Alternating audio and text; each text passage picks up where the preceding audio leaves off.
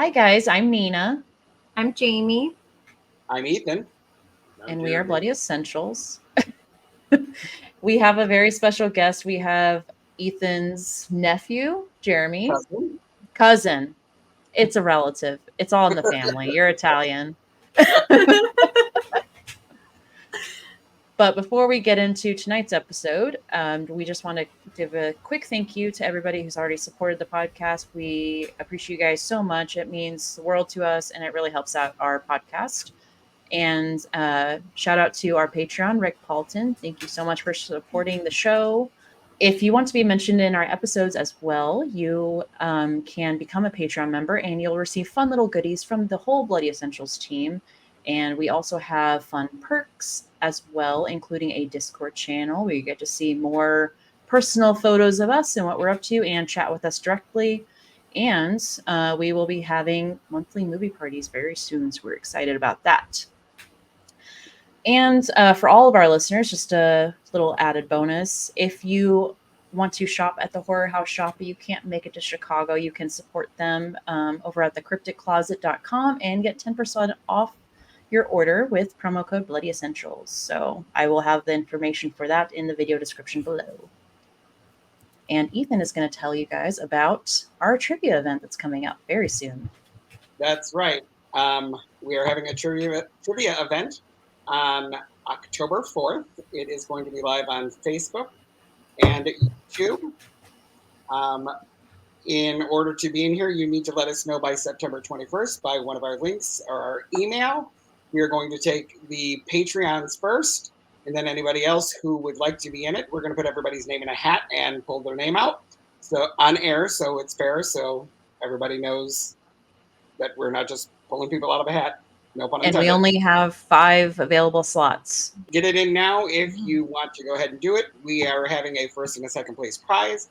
The first place prize is a gift basket from Bloody Essentials, valued from $75 to $100, probably more because we keep putting stuff in it. And the second place prize is from $50 to $75, and again, probably more because we keep putting stuff in it. You'll get some awesome merch from us to rep your favorite podcast as well.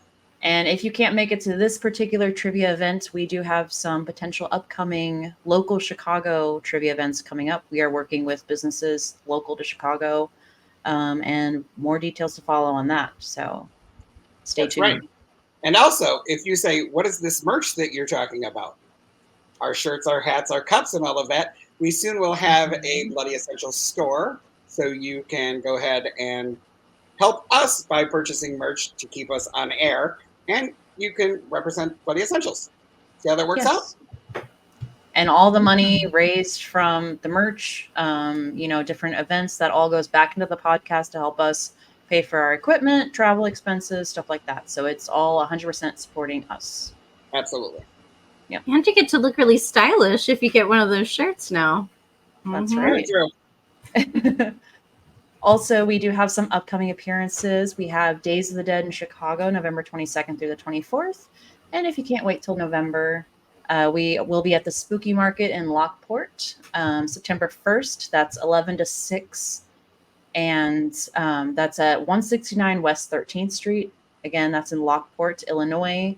We will have the information in the description below. But come out. It's going to be a great time. There's like 40 plus vendors. There's food trucks. There's a costume contest. Let's start spooky season early. Yes, please. Absolutely.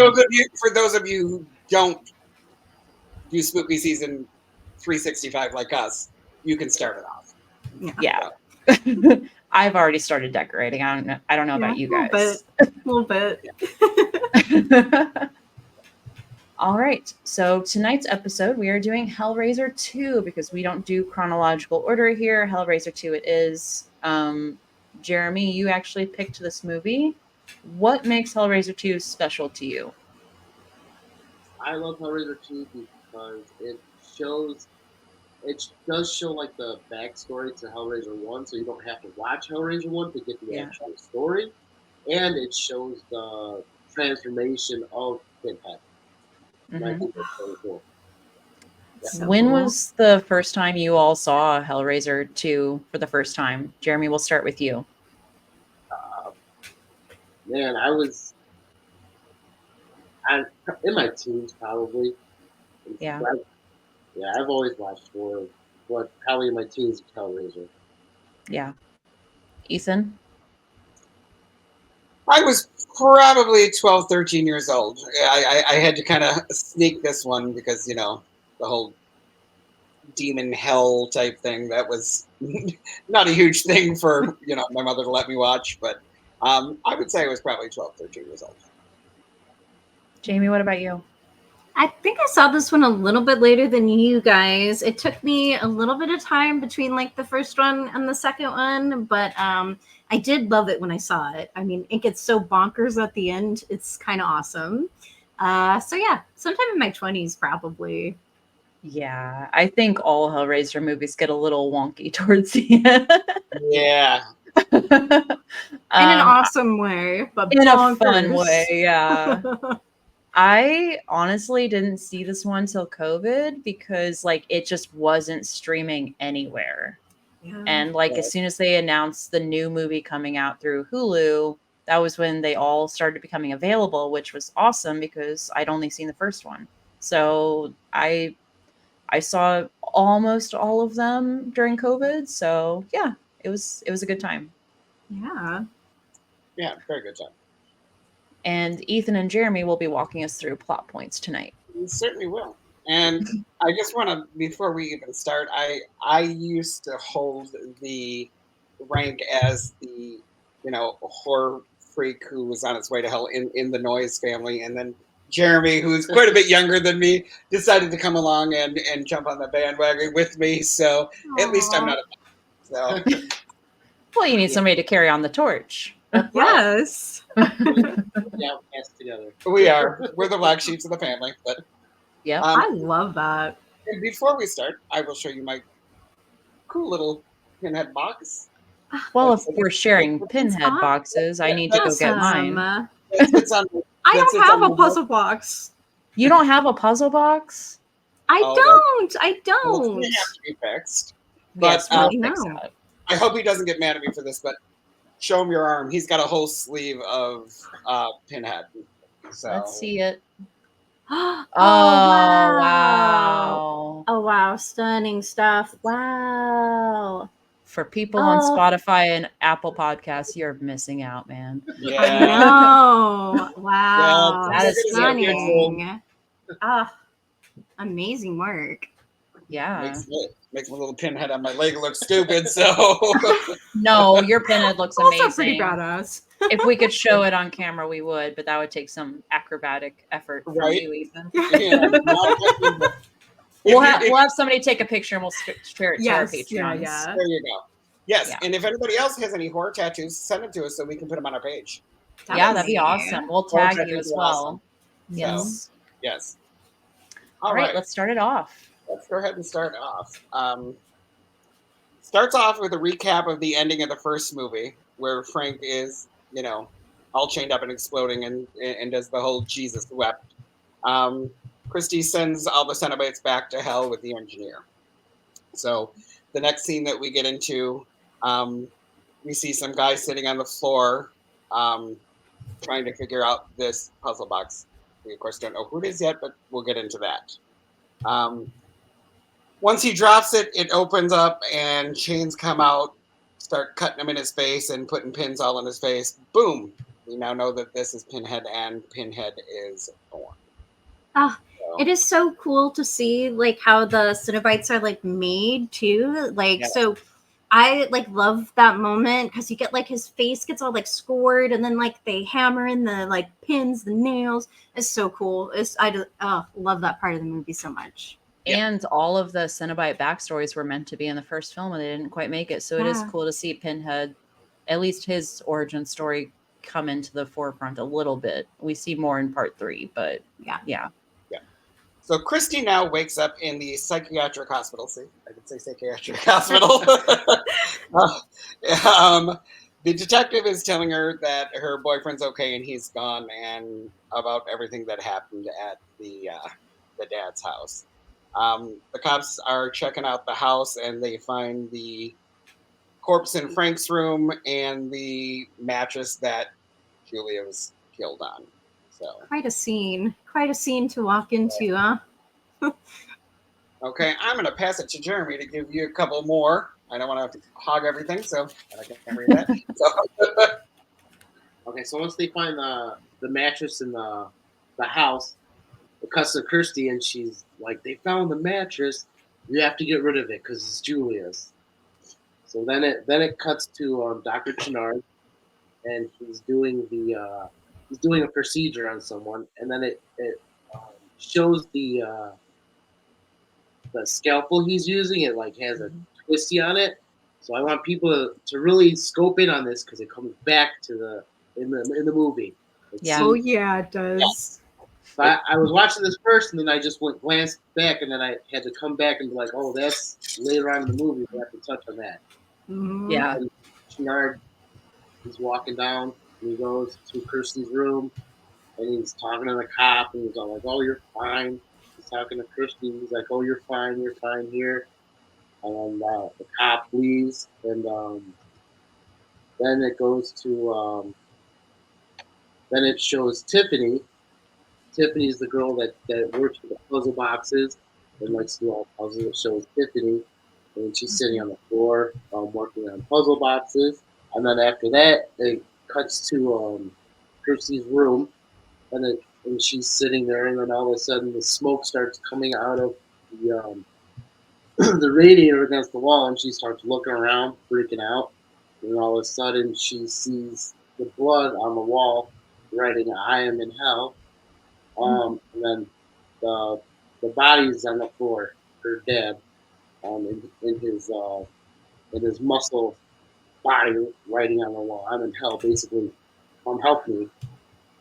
I love all the skinless people. I just have to say, like, the Right. effect looks so good. Everybody, when they're skinless in this movie, looks great. I just want to throw it out there. Specifically, Julia, because Oh, her piercing blue eyes, they just pop with that red that they I have. know. The blood is beautiful. Like it's all gorgeous, and like I gotta say, the attention to detail and the anatomical correctness of everything is just gorgeous. Oh yes. my god. The effects were work just- in this movie is so beautiful. I just we had were to note it. discussing that while Oh, we were watching it about Yeah. how great it looks. And my favorite part is when it shows the back of them. Like their spine is like so beautiful. It looks insane. like Yeah. the detail on the spine is crazy. It's the best part. So good. Yes. Okay, so now we cut to the doctor's assistant, Kyle, overhearing the doctor on the phone arranging to have the mattress delivered, but not to the hospital, to deliver it to his house, which I was like, why would you want it at your house? But we'll soon find out. Uh-oh. And that's when we're like, I don't know about this guy. He already kind of scared me because of the Right. brain procedure he was doing. And he was so like, whatever about it kind of thing. And I'm like, I don't know, scary doctor. So anyway. Right. Kirsty explains that she knows the backstory of what's going on as we have a flashback, which kind of explains everything.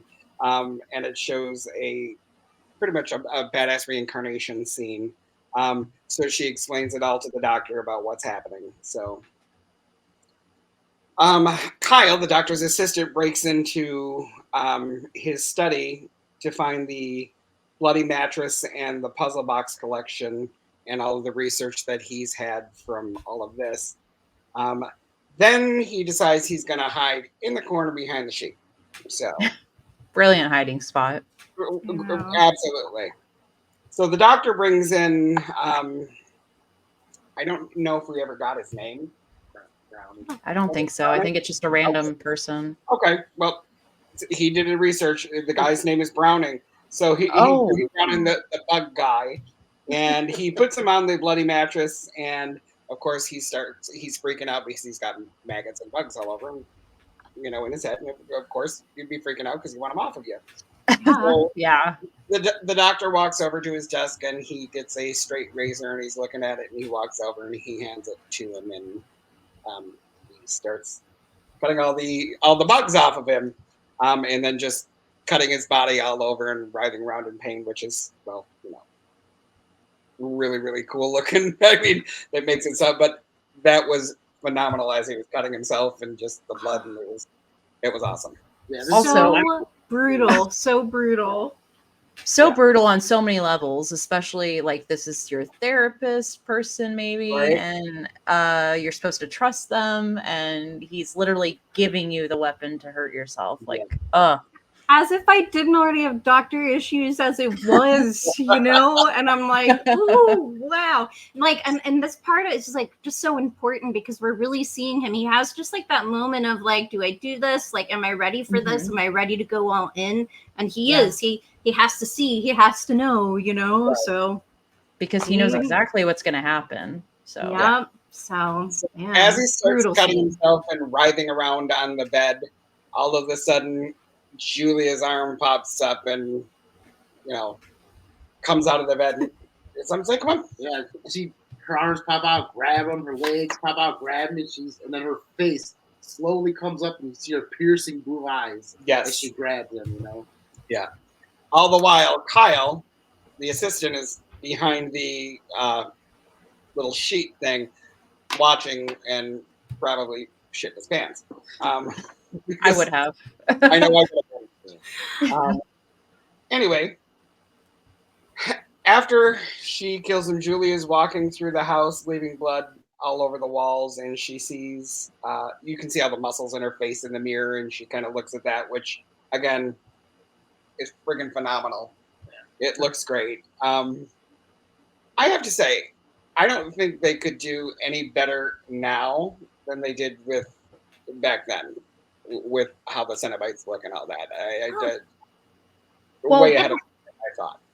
Definitely ahead of its time for sure. I don't think I've seen body work this well done, like by anybody else, even people that are well versed in, special effects makeup. Yeah. And this is like a perfect example of what I call like scary sexy, because like skinless Julia is terrifying, but she's also really sexy. I mean, like you see her whole body, the way that she talks, the way that she interacts, like, whew, skinless Julia, man.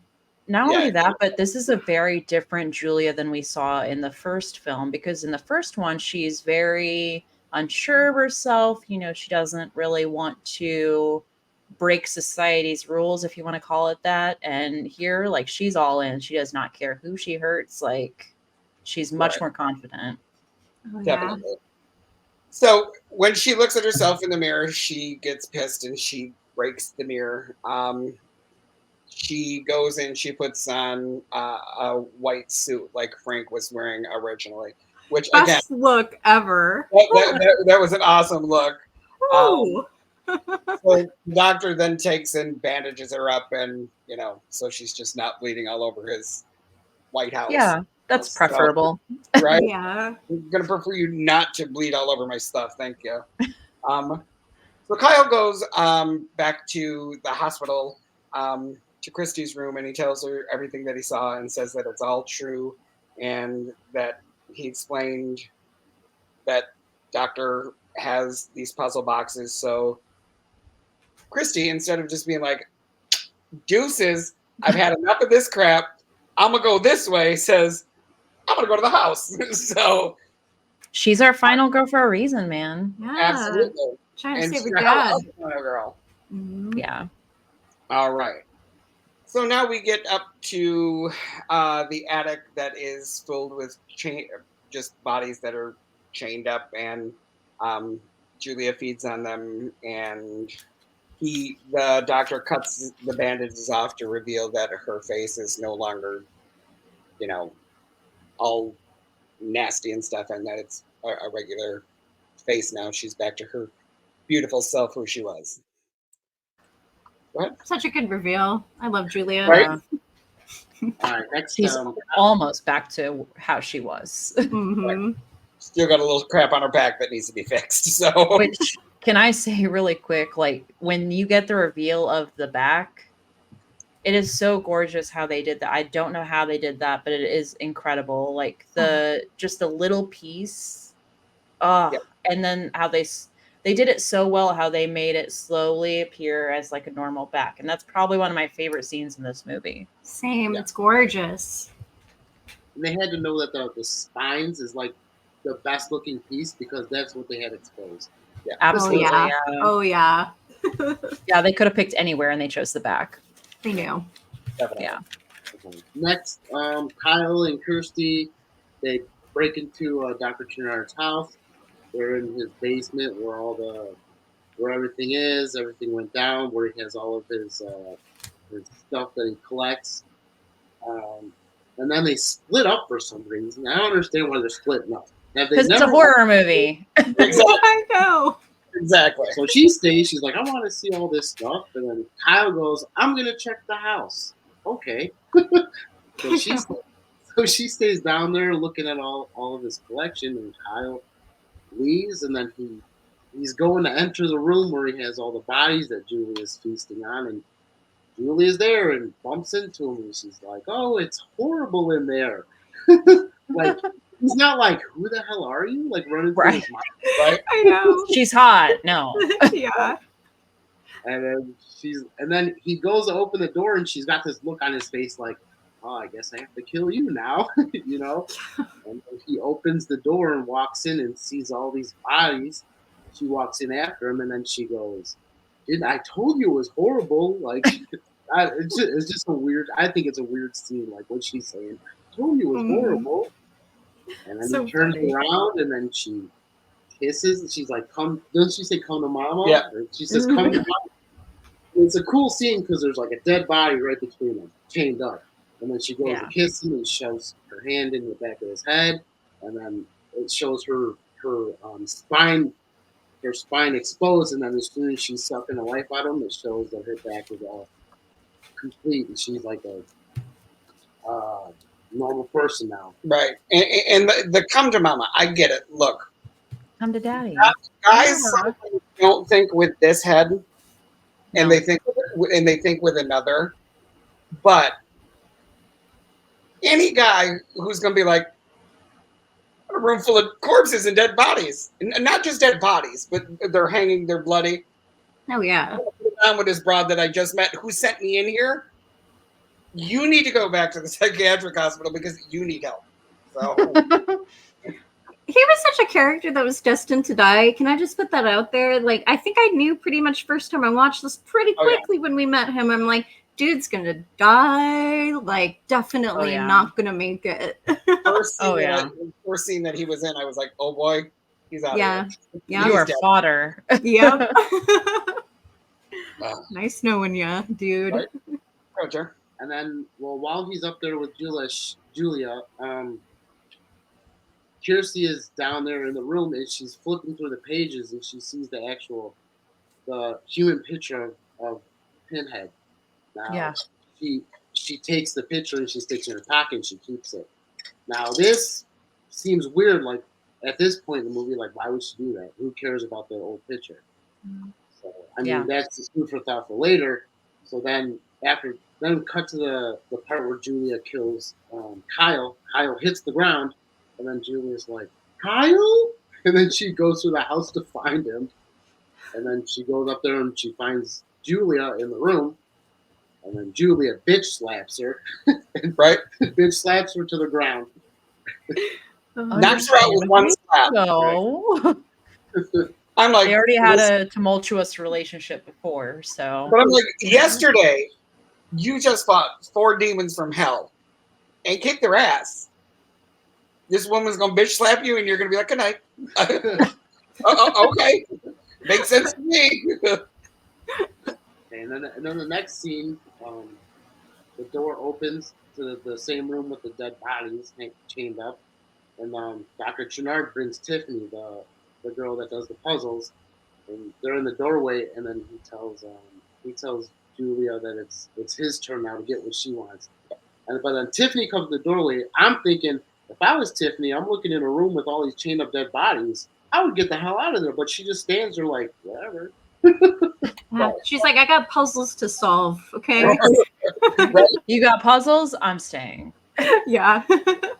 And then the next scene, it shows Tiffany's sitting in Dr. Chenard's basement with the puzzle box, and then it zooms into like the wall that he has decorated into like looks like a mirror on the wall, and then Julia and Dr. Chenard are standing behind the wall watching her.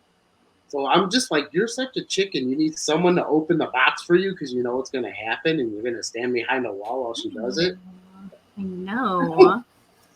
I'd probably do it if I was wanting the box open. Like, Yeah.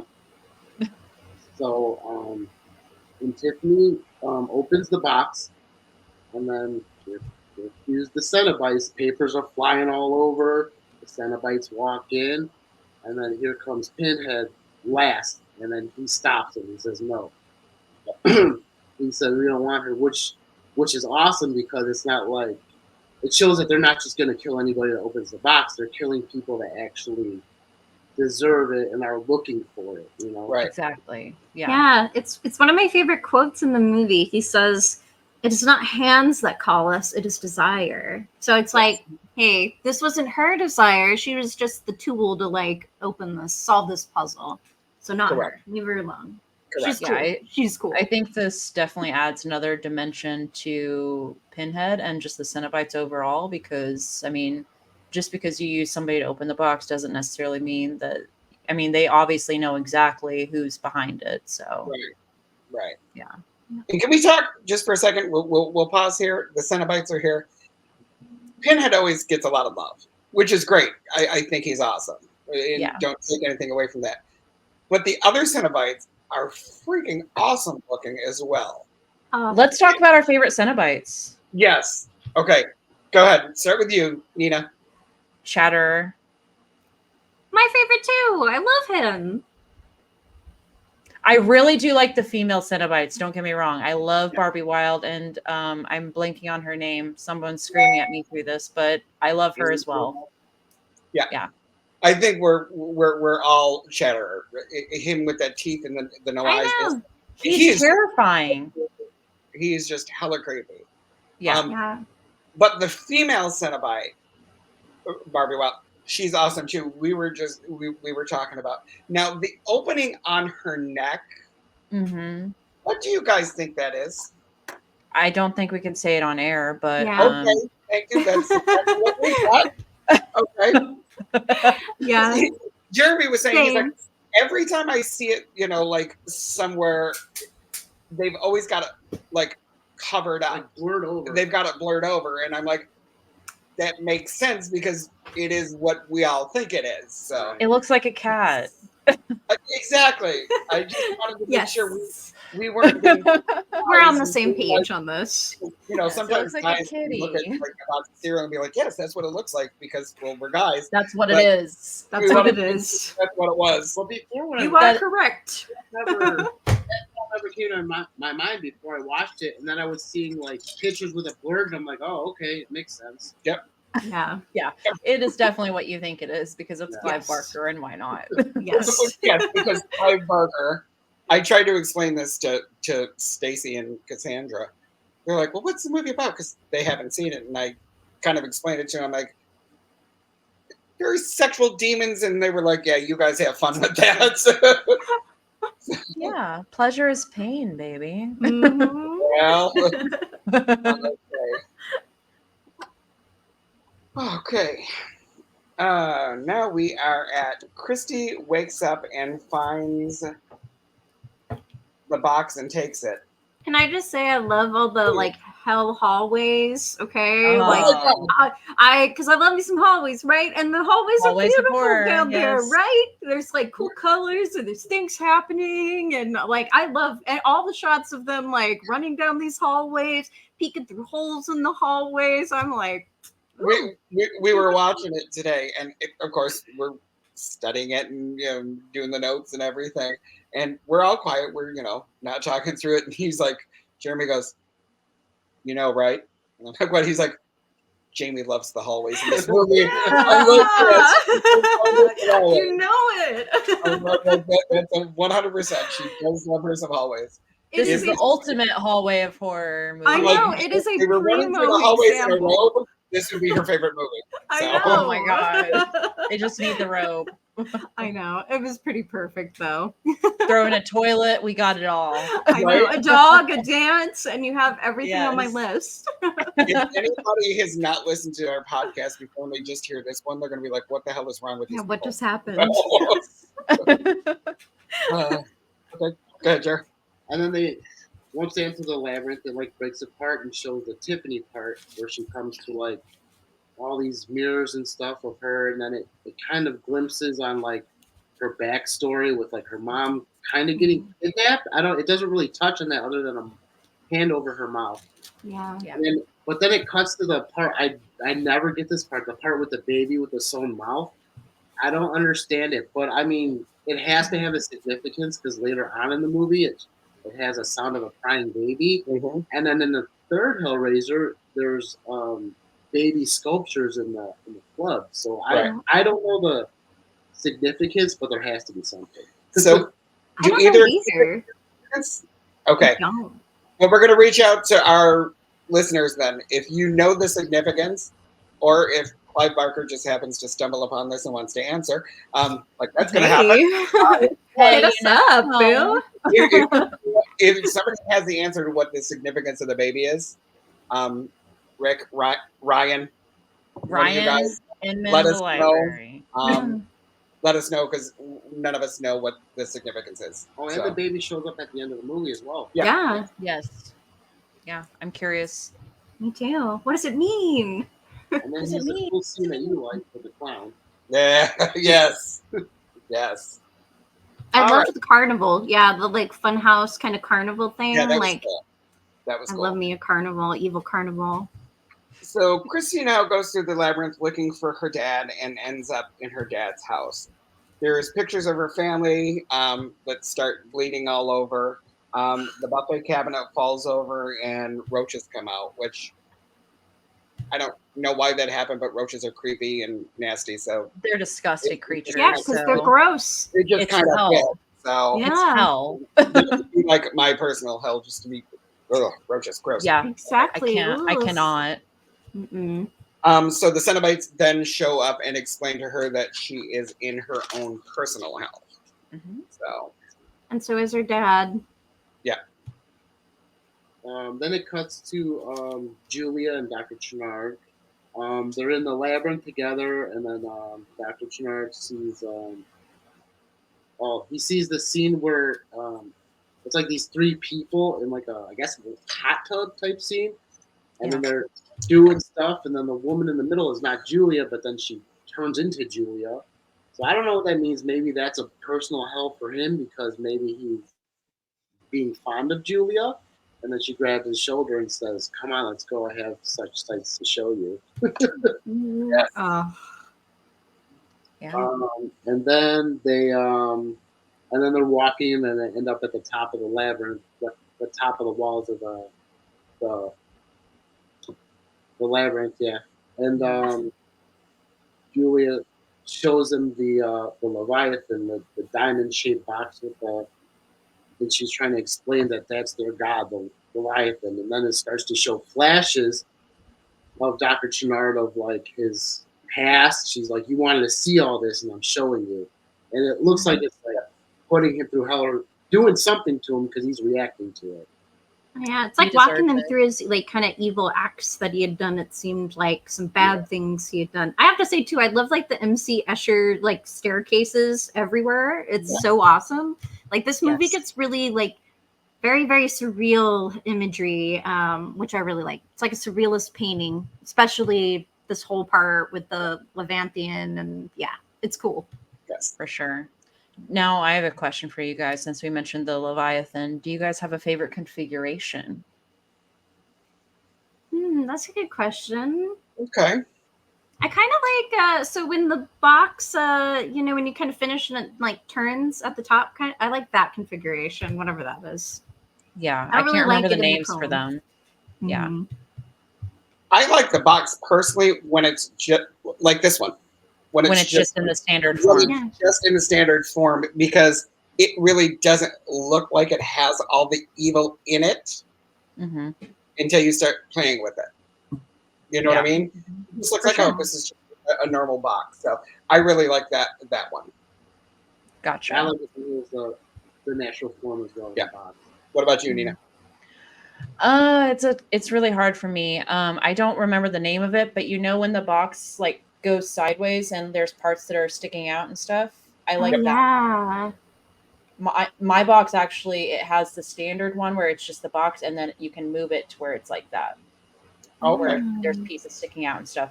It's on my bookshelf. I didn't bring it with me, and I didn't think to. But yeah, that's probably my favorite one, and I don't know the name of it, and people are screaming at me right now. But sorry. It's like astrology. You know, what is your Hellraiser box configuration say Right. about you? Leviathan's definitely a close second. That's a really cool one. It's pretty cool. Yeah. Yeah. Okay, Hang on next. 1 second, guys. My cat.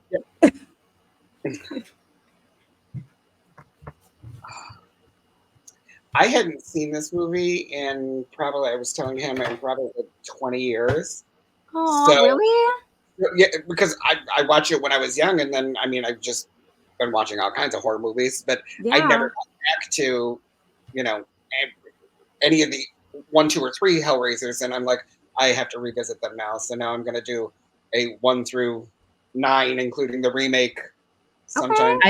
I've never seen anything past 4, I think. Did you see And the I've remake? seen the remake, but I haven't seen the others because they haven't been available. I know they're on Netflix now, I think, or HBO, Right. but yeah. Well, I have them. You can borrow them too. So. Once you get to the internet one, you can just stop watching them. Yeah, the internet one was not a good one. Is that the one where he's in space? Mm-mm. No, there's one where it's like it calls everyone into like a house party over the phone. Oh, yes. I That's think I've seen the one where he's in space, and that one was fun. I don't think I seen that one. Did you? I'm sure I did. I can't remember it. I mean, what the I hell? don't remember what number it is. Yeah, I think it's 5, 4 or 5, maybe. Somewhere around there. So. Yeah, they always say space is where horror movies go to die, but I actually like that one, and it makes sense because he is literally a demon. Like he can go anywhere. Right. That's true. That's just my take. That's cool. But if he sees the leprechaun up there, Oh my God. That is a horrible space movie. Oh my God. I know. It is a horrible space movie. I'm not going to mention any other ones. Friday the 13th. I like Jason X. Fuck you. Okay, there's a couple good moments, but I'm not a huge fan. But there are a couple good moments. Yeah, I don't hate good moments. Yeah, I don't hate it, but it's by far ranking low. Yeah, it's kind of low on my list too. Jason Goes to Hell, in my opinion. It would have been better had Jason actually been in that more. Yeah. Now, the opening scene of Jason Goes to Hell, which has nothing to do with what we're talking about, I know. and you can leave this in or not leave it in, but the opening scene where she's the FBI agent. Yeah, I like that. That's freaking awesome. I love that. Yeah, I did like that.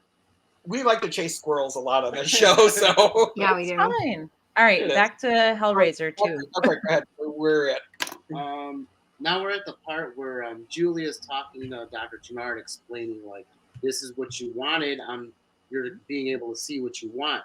And then all of a sudden, while she's talking to him, this like poof-looking thing slides up behind the wall, and then she explains to him, "This was the deal. I was able to go back because they wanted souls, and I got you." And then she shoves him into the booth because it has this opening, and then these worm things like attached to him.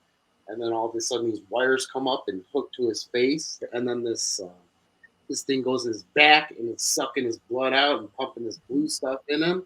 And then the booth lowers down and takes him away. And can I just say that, I mean, I know it's a movie, but I hope it really hurt him because he was a dick. He was a dick, yes. I think that was the whole point, was to hurt him. I have to say that one of my favorite shots in the whole movie is that through the wire shot where it's almost like piano wire going across his face, and you're looking through the piano, like the wires across his face at Julia from outside of the booth, and it's such a cool shot. So Argento-esque. I know, it really is. No wonder I love it so much. Right? Very reminds you of opera a little bit, yeah. This is my favorite part of the Hellraiser movies. Like anytime we see somebody that's been like trying to get into like, you know, discover more about the box and the cenobites and stuff like that because they want power or whatever they're wanting. and they're always just like, this is what you wanted, be careful what you ask for, like that is like my favorite concept of the Hellraiser, the whole universe. Like that is like, it's the highlight of every movie when you finally see them get their comeuppance, and that guy deserved every bit of it. So yeah, that kind of power he seeks does not come for free. It does not, and it is not quite what you envisioned. Exactly. Doesn't work that way, buddy. He doesn't come for you, you call for him, Exactly. Mm-hmm. You asked for it, homie. Yeah. So. Okay. Next, Kirsty finally meets up with Tiffany in the labyrinth, and they come to Kirsty's dad's front door. So she's like, "You stay here and wait for me, and I'm gonna go in there." I would have been like, "No, I'm coming with you. We don't split up." Yeah, we're not doing this. Nope. Yeah. And you would think she would have learned from the last time. I know. Not in my movie, guys. Not in my movie. Not my movie. So Kirsty enters into what looks like her father's door, and she's walking in, and then there's like candles everywhere, and it looks like a tomb. And then all of a sudden, there's these cutouts, and there's like these beds that slide out, and it looks like women's bodies underneath with like a sheet over it, and they're like making like these, I don't know, sexual like, and the beds are going in and out, and she's walking down. That wasn't a euphemism for anything. No, with the beds going in and out, not at all. No. I was confused. And then all of a sudden she comes up to like, I guess it's like a makeup thing with her, and she's looking, and there's makeup on the table, and then she sees a picture of Uncle Frank. Sees a picture of Uncle Frank, and then she looks up at the mirror, and then she sees in the same writing, in Hell Help Me, that she's seen in her room. And then all of a sudden you hear the switchblade. And out walks Uncle Frank. That's right. Love Uncle Frank. I love Uncle Frank. We've missed Uncle Frank. Yes, we have. I always get so happy when you see the photo and you're like, oh, wait. And then it's Uncle Frank. And you're like, yes, awesome. I love me some Uncle Frank. Yeah. You have to. Yeah. I think Uncle Frank is such a creep, man. I don't know. He is. He He's is. Awesome. Total That's freak. what you like him though, 'cause he's a dick. So. He was crushing on his brother's girl. I know. He was doing a little more than crushing on her. Yeah. Well, he crushed her ultimately. Yeah. So Frank then explains that this is his own personal hell, and that the women in the bed tease him, but they never deliver. Well, that's good. Does kind of sound like hell to me, but and that's why they sent for Christy, because he wanted her to not tease her. That's so gross. Yes, he wanted her to deliver. So Christy walks over to the bed and says, not to hurt her, that she's going to do anything for him. And then she grabs the sheet and throws it and says she would rather burn. Throws the sheet out of the candles, and the room sets on fire and starts melting his face off down to the muscle self again. Which I was telling Jeremy too, which was an awesome scene, how he started melting and all that. We can get back to that in a minute. But she threw the sheet, and it hit like one candle, and all of a sudden it was like the infernos of hell. I was like, "Whoa, that escalated quickly!" So I was like, "How did that happen?" It's a highly flammable place, okay? You just need a little spark. A little spark. Was that like gasoline or what? But it did look good, but I was like, that happened real quick. Well, listen, the room is so full of lust. It was an explosion, waiting to happen. Exactly. Okay, gotcha. And then in the room, Julia enters with Tiffany, and then she's and then she tells, and then Frank looks at Julia and says, "I knew you'd come back, like you always come back." And then Julia goes and kisses Frank, and then shoves her hand in his back and pulls out his heart, and then she says, "It's nothing serious, babe. Just like from the first movie when he killed her." Yep. It's not personal, babe. Yeah. Love it. Awesome. So rewarding. It is so rewarding when Julia like takes his heart out and says that line that he said to her. Oh, it's so rewarding. This is a I'm big like, moment. you're getting your karmic debt even in hell, Dick. So seriously, Yeah, and we yeah. all like as a woman or just anybody that's been in that kind of relationship where it's all one-sided, like this is a beautiful moment for Julia. It's a beautiful moment for us all. Yeah. Through Julia. Yeah. We're all living vicariously through her. Yes. And I love that she rips his heart out. Like that's just perfect. I do too. It's a beautiful moment. All right, next it cuts to the scene. The booth where Dr. Chernard was pushed into comes back up, and then it exposes him as turned into a cenobite.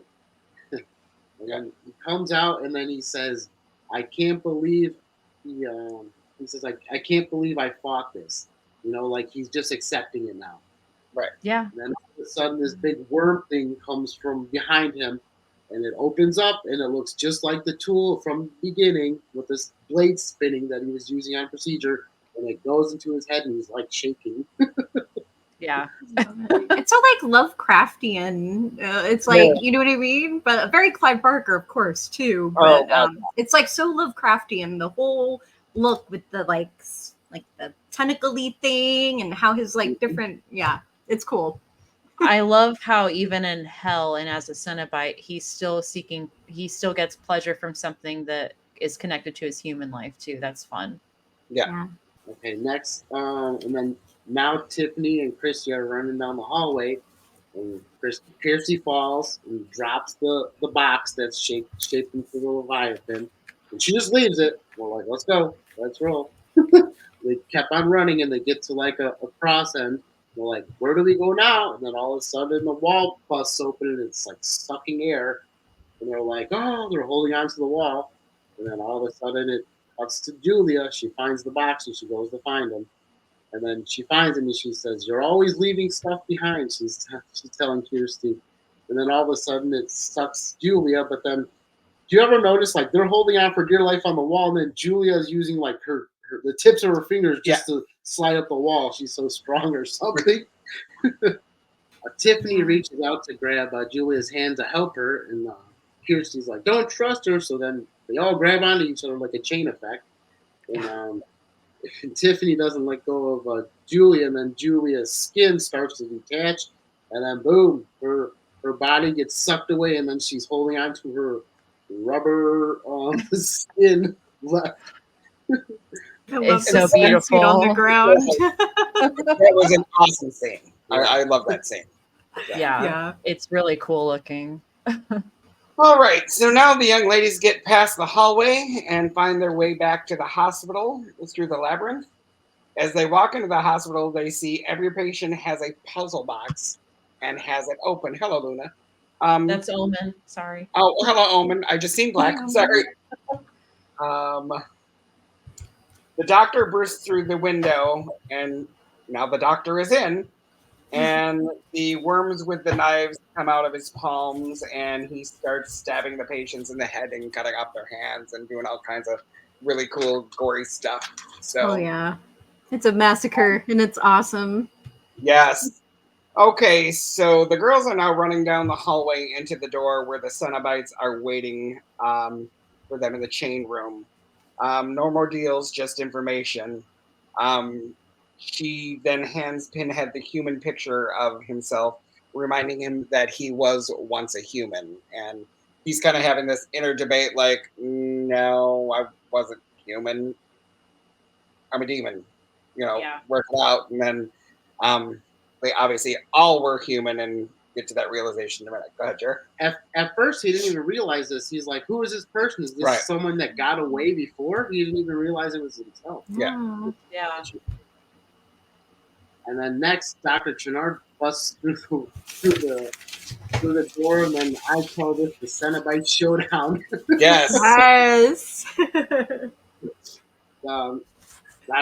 Dr. Chernard just is like looking at Pinhead like, what are you doing? He's like I'm taking over this operation, and the worms from his hands or whatever they are start coming out, and they start killing the cenobites. And then while it's killing the cenobites, it's turning them into their human self. Yeah. And the Chatterer is like a kid. Yeah. I was going to say, he is a child. I never realized it, and I've seen the movie, many a times, but he was spinning around, and I was like, wait a minute, that's like a 12, he's like a 13-year-old preteen. boy. Yeah, like a preteen boy. So it's like, what happened there, right? we were actually talking about it after that scene. We would like a movie that gives the backstory of all of the Cenobites and how they came about, please. Yes. So if I would somebody watch a TV show with that if it was done well. The series would be cool. That would be awesome. Clive has actually written it. Really? Like I said, it was meant to be in the first movie, but it never made its way in because they just didn't think that the Cenobites would be so like big with everybody. Well, Clive, we're going to need you to get on that, please. Yeah. Well, we would like a show, please. Right. Well, I mean, the reactions for the remake weren't all together good, or they were. I think they were mainly mixed. But I think there's definitely we need more Hellraiser stuff. So yes, yeah, I do like that. Chatter is technically a young child. I think that really shows the Cenobites do not discriminate. If you know what you're doing, they are going to come after you. That's right. They rules is rules. Mm-hmm. That's it.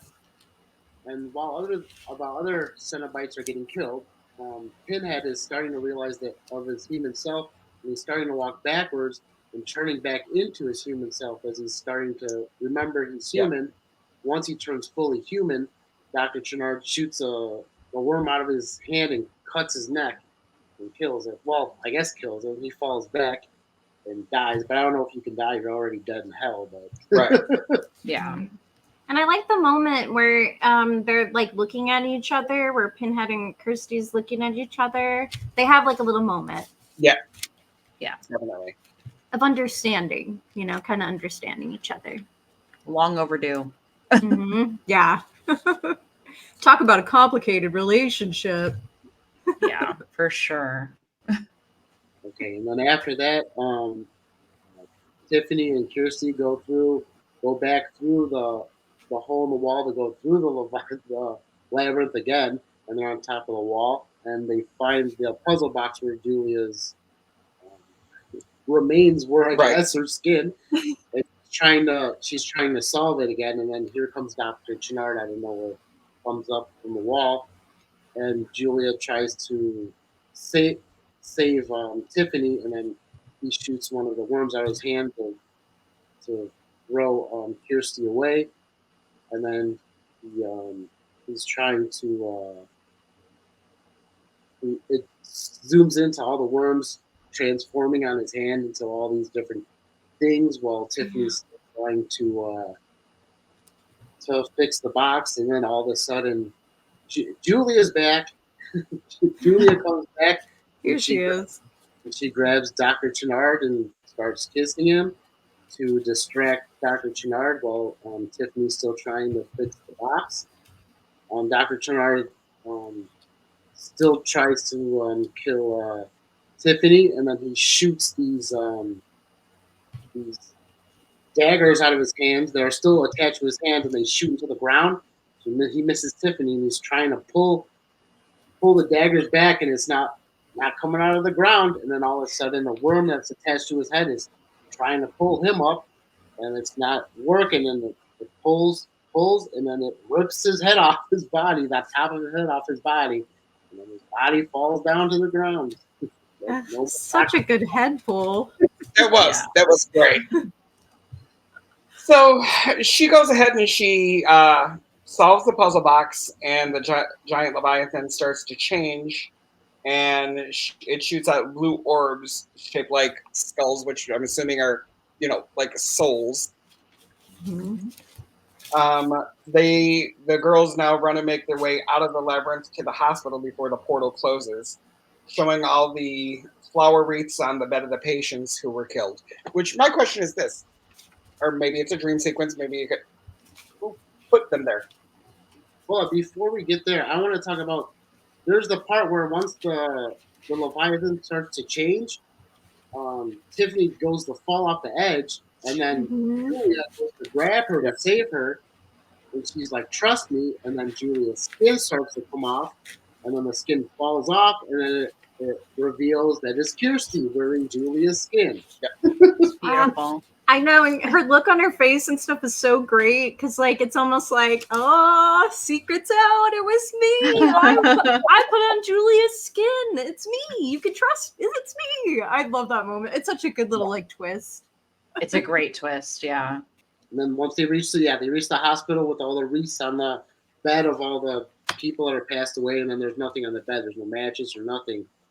And then all of a sudden, after that, it cuts to the part where they're outside of the building, normal clothes, and they're just walk away like nothing ever happened. Now we got some movers in the doctor's place, which there's many questions. Who called the movers? Who boxed up all the stuff? Why didn't they take the bloody mattress from upstairs? Yeah. The only thing that wasn't boxed up. Yeah, the only thing not boxed up was the bloody mattress, which, by the way, as you've seen, was still wet and bloody. Yeah. So It's like dripping in blood and viscera. So the one guy goes and takes the box out, the other one goes upstairs to go ahead and check out, see, what's going on, and he sees the bed and he feels it, and then all of a sudden he gets pulled into the bed. So go ahead. He gets pulled into the bed, and then the other mover comes up, and then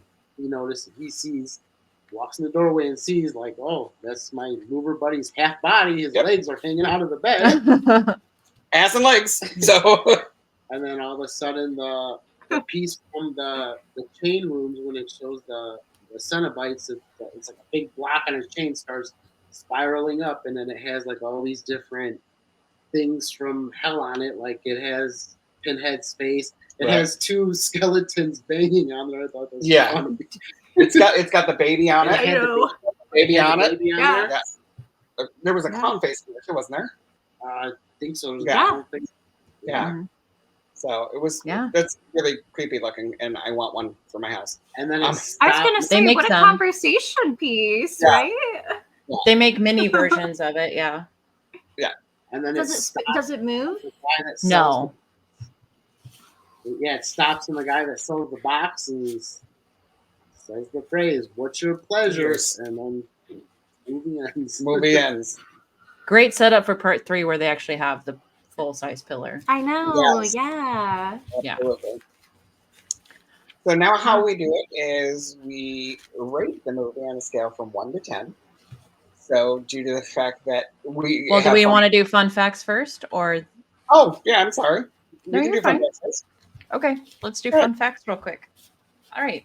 So I have quite a few, so I'm going to try and just get through this as fast as possible. So Andrew Robinson actually refused to reprise his role as Larry Cotton, which forced hasty script rewrites and accounts for a muddled story structure in the final film. Okay. The horn sound that is continuously made by Leviathan is Morse code for God. That's interesting. Wow, what a detail. Yeah. And this is kind of common knowledge, but since it is the first Hellraiser movie we've done, I should mention it. The word cenobite means monk. It does make me think of Cinnabons, though, every time. Me too. I was like, why does my badass always want to have a Cinnabon after I watch this? Every time I'll be like Cenobites, and I'm like, that sounds pretty tasty too. Yes, for sure. New World Pictures greenlit the sequel while the first film was still in post-production. William Hope said that when his mother-in-law and nephew were in London, they asked if they could join him one day in filming, and he said yes. Much to his surprise, the particular day that they went, they were filming the gruesome scene of the mattress. And he said his mother-in-law was shocked, but his nephew loved every second of it. Oh, that's awesome. Yes. Kenneth Cranham, who played Chenard, he claimed his involvement was actually due to his grandson pestering him to take the offer, as he was a fan of the original movie. So that's kind of cool. That's very That's cool. so sweet. I love that. Yeah. Tony Randall, the director, he stated that this second movie is meant to be more of a dark fantasy in order to differentiate from the predecessor, the original. So that is why it's so vastly different from the others. Mm-hmm. I thought this was interesting. This film, along with Titanic, holds the record for the most times two characters repeat each other's names. Oh, Okay. nice. Okay. So Tiffany and Kirsty, those are interchangeable with Jack and Rose. So they are tied. Wow, that's fun. Yeah, I don't know if anything's out succeeded that. I know Phantom of the Opera with Robert Englund. He says Christine so much you could have a drinking game and die from it. But yes.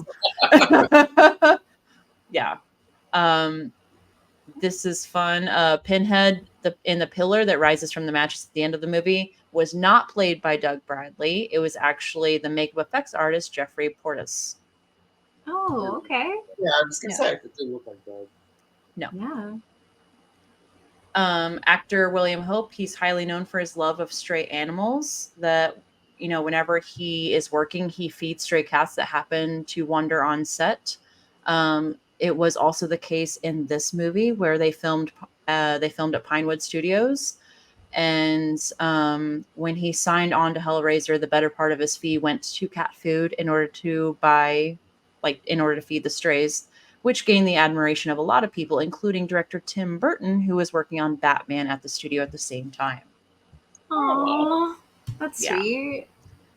And I've got one final one. I thought this was really cute. In an interview given in 2023, Ashley Lawrence was talking about her experience looking back at the making of the film. And she described it as the best time of her life, remembering different facts about being abroad. She claimed that despite being so young, she claimed that there was a lot of tension between Claire Higgins and William Hope. And she didn't really understand why at the time, till 7 years later in 95, when she bumped into Claire at an airport. And she mentioned that Claire had told her that she had a crush on William Hope at the time and was trying to keep her guard up because she felt like he didn't return her feelings. So that's why they were always like at each other's throats and stuff, because she was very, cold towards him.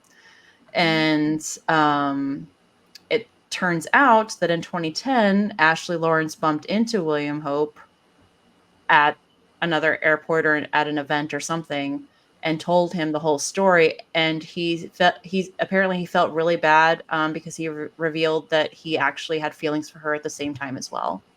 Oh, Yeah. they both had feels for each other. Yes. So I thought that was really cute. Oh, okay. Yep.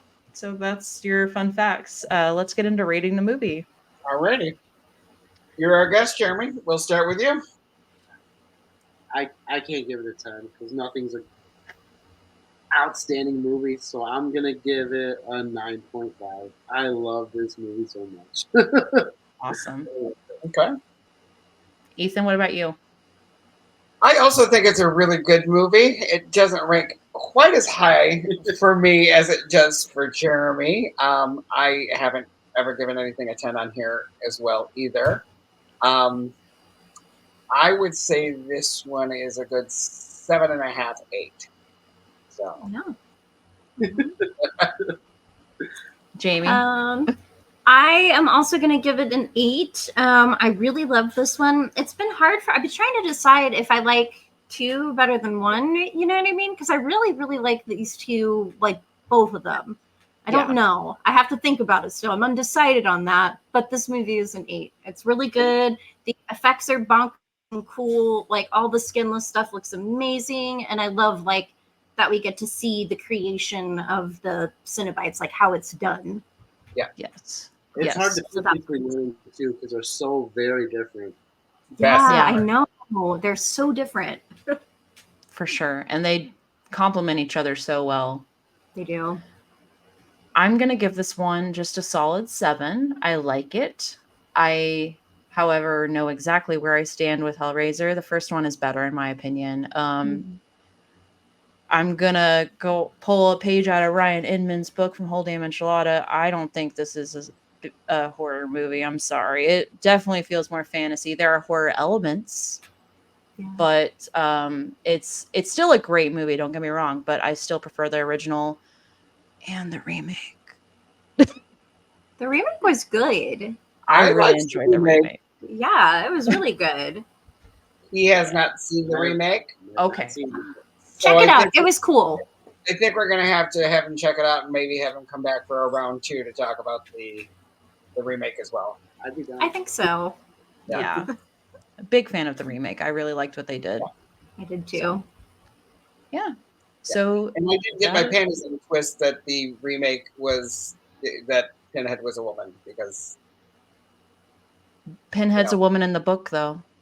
that's what I said. That's why I didn't get my panties in a twist. Everybody was Oh, like, okay. oh my god! And I'm like, I know. why Barker? She was a woman to begin with, so. I mean, if you want to complain so much, technically she wasn't born a woman. Well, hello. I'm like, she's a demon, and well, this is made up. So relax. people. So I mean, I think she did phenomenal, honestly. I think Oh, she was She did great. I know a lot of people miss the leather, but I think it's even more demonic and cruel to use your own skin as your costume. Like, that was just gorgeous, and they did a great job. Totally. So Mhm. they was modernized it. The leather is Mhm. gone. I'm sorry. 80s is over. We're bringing it to the present. And we're never going back to leather. Leather's hot and uncomfortable. But it looks good. It does look good. But so does skin. Yeah, skin looks good too. All right. So if you have a different feeling about this movie, or if you want to berate me for liking the remake, please feel free to do so in the comments or send us an email. Let us know. Also, don't forget to like, follow, subscribe. And if you want to be considered in the trivia event coming up in October, make sure that you send us an email as well to let us know that you're interested so we can get you signed up. definitely. All right. Thank you so much for joining us, Jeremy. We're definitely going to have you back. And yeah, it was fun. Now, don't forget, if you ever find yourself in a horror movie, don't have sex. Don't do drugs. And certainly don't die. We'll see you next time. Bye, guys. Bye. Bye.